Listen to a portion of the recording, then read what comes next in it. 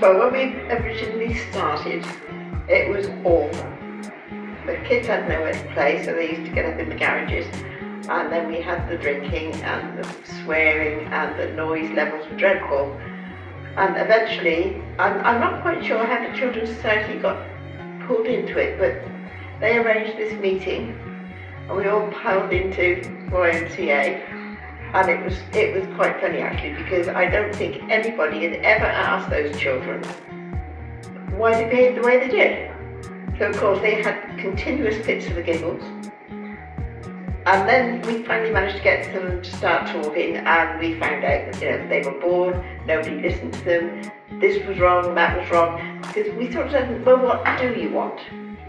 What do you want to do? What can we do to make it better? So one of them said, we'd like some goalposts. It's not asking a lot, is it? And we want somewhere that we can play, where we're not going to get into trouble all the time. So we got to the stage where everybody was talking, and it worked very well. And it's still working well, but it's made a terrific difference. And they've learned to start doing things for themselves. They've put in for grants, they've done the paperwork, they've worked so hard. And if you treat them properly, they usually treat you properly.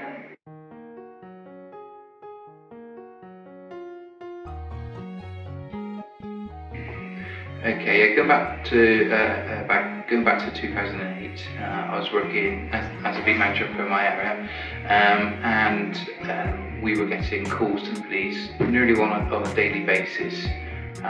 These were sort of antisocial behaviour calls, really nothing with any crimes at the end of it, but predominantly issues that were arising from youths in the street, which were causing residents to phone in, and people feel that their general quality of life wasn't what it should be. I therefore looked at what the issues were there, and along with the Children's Society, we problem solved the issues to resolve it. And in that particular issue, you had elderly people in that street saying there was a problem, whereas nobody was speaking to the youths in particular. In a community, everybody is the community, and to resolve any issue, you need to address and speak to all parties concerned, which is what we did.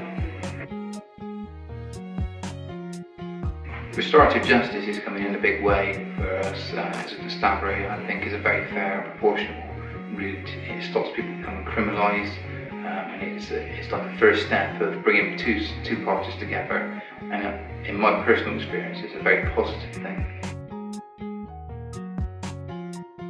I think potentially yes. If we'd have policed it, core teams would just kept going to the job. Potentially that could have gone on for quite a little while. By conducting this restorative justice process with the Children's Society, it meant that we got to the grassroots of the problem, which basically resolved it and put it to bed for once and for all.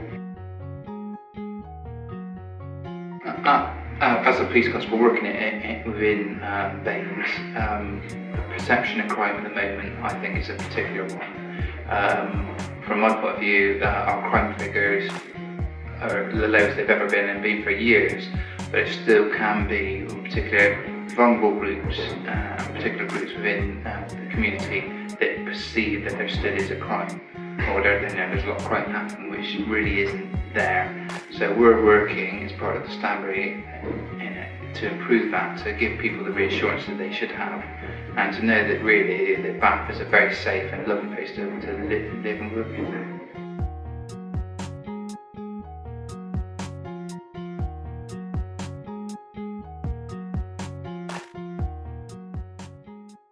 What is the greatest threat to our children today? The answer may surprise you. It is the aggressive pursuit of personal success by adults. Adult selfishness is blamed for many of the problems afflicting young people in Britain. High family breakup, teenage unkindness, unprincipled advertising, too much competition in education, and, of course, say the report's authors, our acceptance of income inequality. The number of children suffering from mental health problems, disturbed emotions and disturbed behaviour has doubled between 1975 and 2000.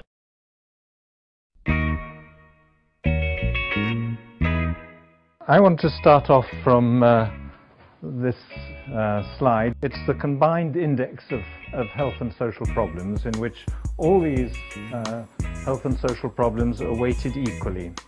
The second reason I wanted to come back to this graph is just to point out what you, I'm sure, realized as we went through them, that it's usually the same countries that do badly each time and the same countries that do well. On almost all those variables, they polarize in a fairly similar way. And again, at the good end, it's always the same countries that do well. So what we're talking about is a sort of general social dysfunction that's related to inequality. So we have to stop thinking about individual social problems and thinking just about the causes of teenage births or the causes of violence. What we're talking about is a much more fundamental social process related to inequality.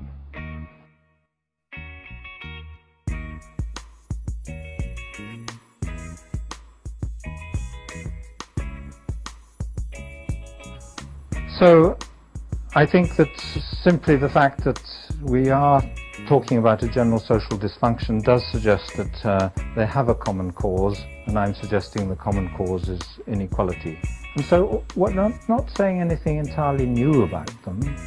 We're just saying, okay, they are related to class and status, and if you make those status differences bigger, these problems get worse, they become more common. So we're not suggesting a quite different new causality. We're saying that the nature of the social gradient is the same as it's about relativities, it's about social position.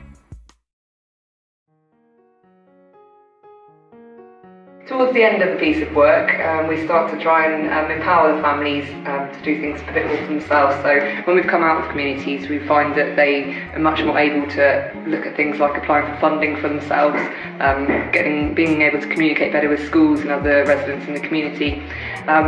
We've also helped them get funding for things like computers and the internet, so the young people are actually able to do their homework, which means they're not ostracised from school.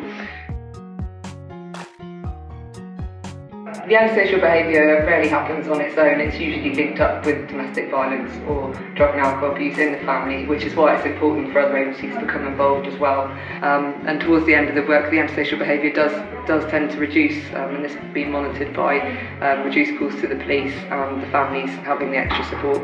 So it's a real key aspect of the community work. It's not just us doing it on our own, it's about linking up with other agencies that can help the families as well. The vision for the project is that we have increased capacity to deliver the work in more areas. That's not to say that we should stay in areas for a long time, but actually address more of the needs as we see them. And actually increase social capital of communities where volunteers become what we call community champions. And actually when we exit a community, they do it for themselves. They're the ones that say hello to the young people outside the shops. They're the ones that help their neighbours feel safer, day to day in that community.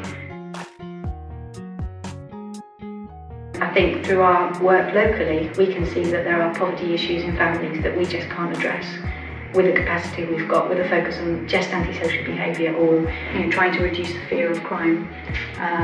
There are just some families we can't support to get back to work, or we can't increase their income, or their aspirations actually to increase their own income or employment or education opportunities. So we just can't work with that issue, but we do know that it's a strategic direction for the Children's Society.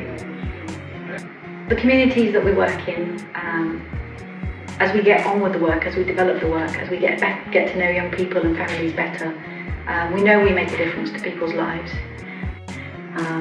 But the worry we have is that we will always be in some communities. We could work in communities for years and years, and we just can't keep doing that forever.